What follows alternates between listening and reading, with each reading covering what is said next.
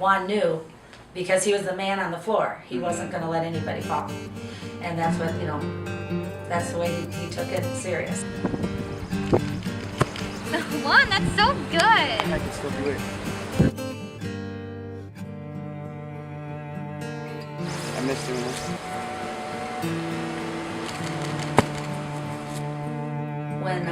When you lose them, you know, you just want them back so bad, but there's nothing you can do. It's more important that they're healthy and taken care of. And Juan was there at every practice.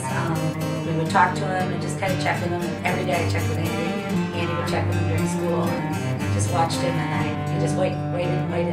The girls just moved forward. Juan was a real spark for our team because he was the male, and he was strong, and he was just a really positive person, but he cheered everybody on from the bleachers and worked really hard. I understand that he returned just in time for sectionals. Yes, yes. You guys took fourth, you went Yes. to 2 state meets with him, and he said it really warmed his heart to know that the team pulled together, but you know, a lot of the girls were very vocal about the fact that they were a different squad with him.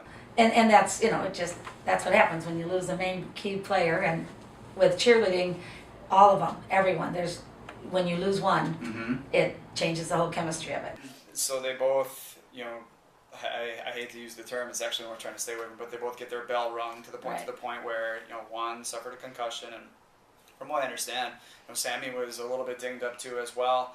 I gotta believe when you guys are around these kids on a day-by-day basis and you grow so close with these teams, I mean, it had to have been like, you know, like watching a couple of your kids out there. Oh yes, it is. They are mine. Well, when you go like we have done, and I was just saying that we start right now and we work all summer, and then you just keep building, and then we get into our competition season, which is in the winter, and that's when you start putting the teams together, and you get very close with them. While he was out of action and while he was recovering from the concussion, you know, I spoke with him, I spoke with Andy about it, the change in emotions. That was, I think the cheerleading, and maybe it is with all the other sports too, but there was just such a small group that they were all very, very tight and very close. And so he would come to school and they'd all, how are you feeling?